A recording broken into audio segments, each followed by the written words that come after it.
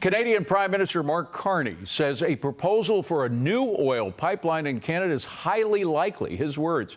Former Energy Secretary under Donald Trump, Dan Brouillette, joins me now. So, Dan, if it happens, and that's a big if, what does that mean for American energy? Well, it's a really big if, David. Thanks for having me this morning. Look, the bottom line is a new East-West Coast pipeline in Canada is good for Canadians. It's good for world markets in that we have access to more supply. But I think you have to look at this through a political lens. Canada is in a tough situation. It's very dependent upon U.S. refiners and U.S. refinery markets. So a lot of their oil comes to the U.S. And given the conversations that are occurring today around import duties and tariffs, this could be seen as a hedge against that conversation with the United States.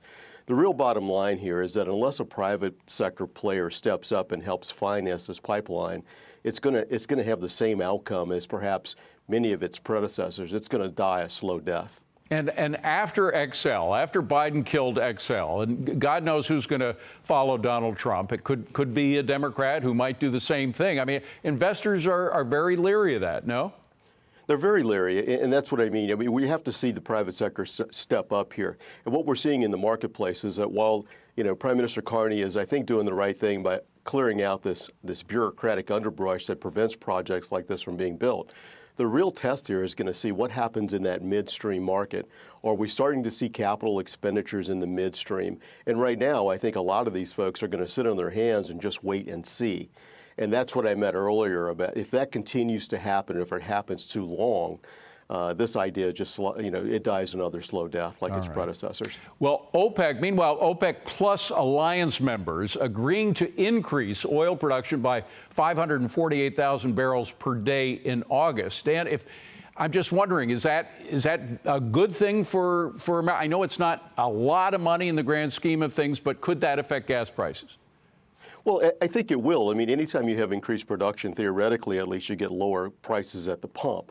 And that's what we're going to watch and see. We're going to see oil prices around the world, I think, take a slight dip on this news. But I think it's also important, David, to understand what this really is. This is not a calibrated unwind by OPEC of the 2.2 million barrels per day. This is a response to record amounts of oil being produced here in the United States. The Energy Information Administration just released its data for the first week of July, and it shows that we set yet another all-time record of 13.4 million barrels per day here in the U.S. It's a power play on the part of OPEC to remind the world who actually sets the price. You know, the incredible thing, though, is how much more we could produce right now. McKinsey came out with a report a couple of years ago saying just from the Gulf of Mexico, we could reliably, responsibly produce an extra 2 million barrels a day just from the Gulf. Mm-hmm. That could very well be the case. I mean, the challenge, David, as you and I have talked about in the past, is we've solved the production problem. We know how to produce oil. We do it very, very well. We do it cleanly. We do it efficiently here in the United States. The challenge for us is to get the permits to build the infrastructure to deliver the oil to the markets.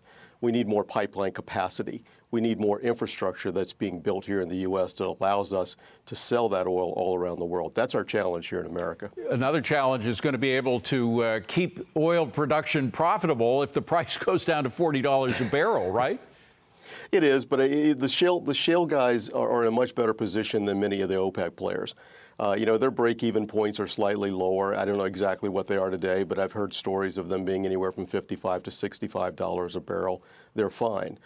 In places in the Middle East, that number is much higher. They need 79, 80, 85, perhaps even 90 in certain cases to maintain their budgets, to maintain their governments. So they're in a different situation. Very quickly, we know that Biden used up a lot of our oil reserve just to get elected and help his people in the midterm elections.